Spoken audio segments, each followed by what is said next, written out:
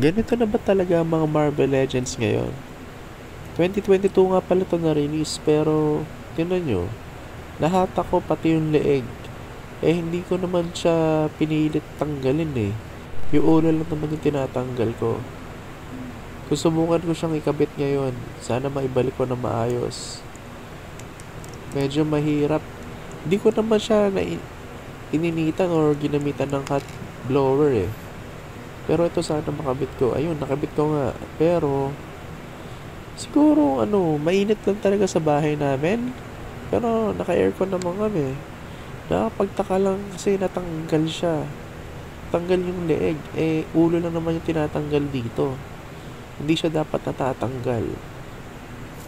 Yung ganong style yata sa lang yun eh. Sa Iron Man Tony Stark yata na tupak eh.